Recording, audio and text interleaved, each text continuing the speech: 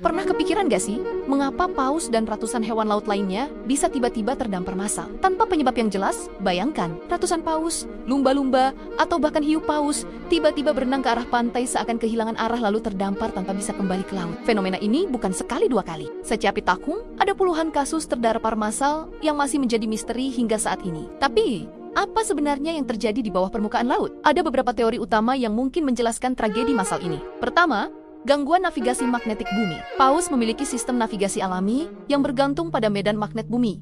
Ketika terjadi anomali geomagnetik, seperti pergeseran kutub magnet, badai matahari, atau retakan magnetik, hewan laut besar bisa salah membaca arah. Mereka mengira sedang menuju perairan dalam, padahal justru mendekati pantai dangkal. Dalam beberapa kasus, daerah terdamparnya paus selalu berhubungan dengan wilayah yang memiliki gangguan magnetik tinggi. Apakah ini kebetulan atau petunjuk penting? Kedua, aktivitas sonar frekuensi tinggi dari kapal militer inilah teori yang paling kontroversial. Sonar militer, khususnya sonar frekuensi tinggi, dapat menghasilkan gelombang suara yang sangat kuat. Beberapa penelitian menunjukkan bahwa sonar seperti ini bisa membuat paus panik. Organ pendengaran rusak dan navigasi terganggu, mereka naik terlalu cepat ke permukaan, yang menyebabkan penyakit dekompresi seperti pada penyelam manusia. Dalam beberapa insiden, paus terdampar tepat setelah latihan militer laut besar-besaran.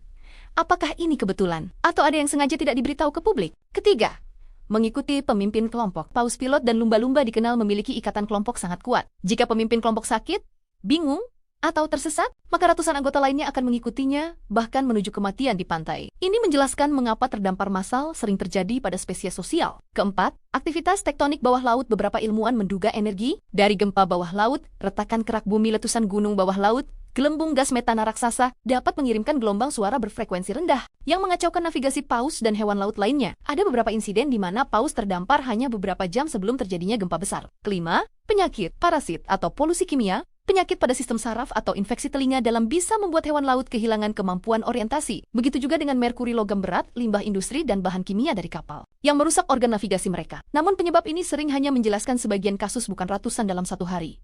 Keenam, misi misterius di laut dalam. Di komunitas ilmiah dan peneliti independen, ada teori yang lebih ekstrim bahwa hewan laut besar adalah alarm alam yang sensitif terhadap aktivitas tak dikenal di laut, dalam entah itu teknologi manusia atau sesuatu yang lebih misterius. Hingga kini, laut dalam masih menjadi wilayah yang paling sedikit diketahui manusia. Dan paus mungkin mengetahui sesuatu yang belum kita mengerti.